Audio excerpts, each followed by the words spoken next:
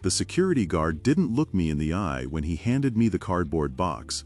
Inside lay 10 years of my life, reduced to a plastic coffee mug, a family photograph, and a deactivated security badge that could no longer open a single door in this towering concrete maze. The elevator ride down from the 42nd floor felt like a silent, mechanical execution. For a decade, I had poured my energy, my vision, and my midnight oil into designing structures for a corporation that measured my worth in algorithmic metrics and quarterly spreadsheets. I was an architect of their vision, a highly paid gear in a machine that didn't know my name.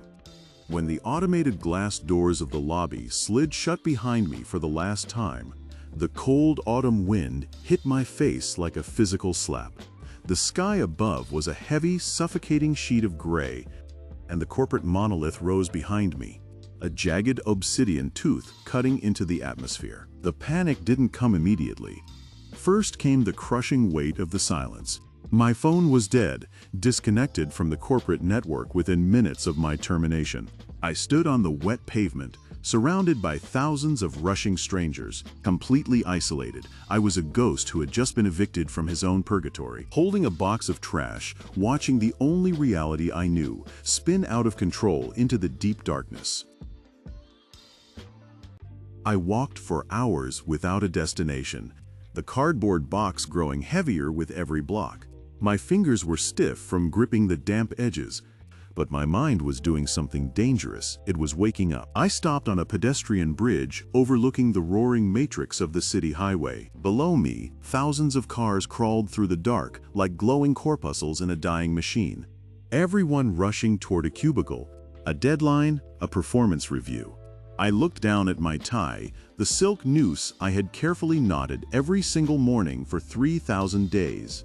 With a sudden, visceral surge of adrenaline, I ripped it from my collar. The fabric tore with a sharp, satisfying snap. I tossed the cardboard box over the railing, watching it tumble into the dark void below, scattering my old life across the cold asphalt. As the wind caught the papers, a strange, terrifying lightness filled my chest. The panic of losing my salary was suddenly replaced by a raw, ancient realization they hadn't destroyed me. They had simply stopped paying for my prison cell. The contract was broken. For 10 years, I had sold my time, the only currency that truly matters for the illusion of security.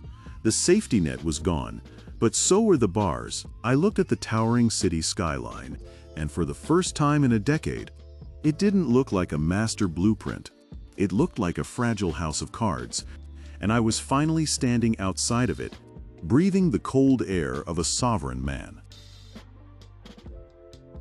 I returned to my grandfather's old workshop in the basement of my house, a place I hadn't visited since I signed my first corporate contract. The air smelled of wood shavings, iron filings, and cold oil, the heavy, honest sense of physical creation.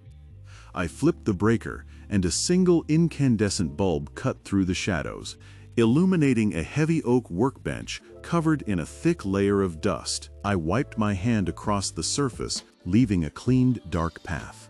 This bench was where I used to build things before I learned to draw lines on a computer screen for billionaires.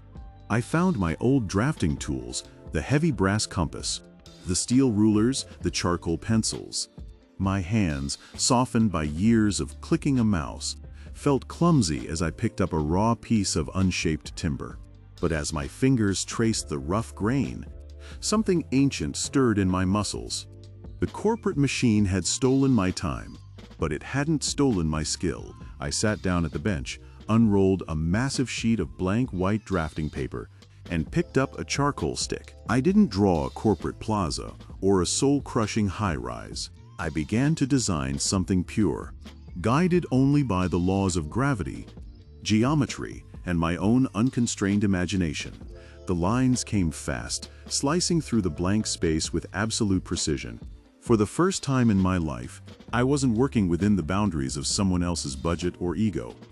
Every white line I carved onto that paper was a declaration of independence. I was no longer a servant of the monolith.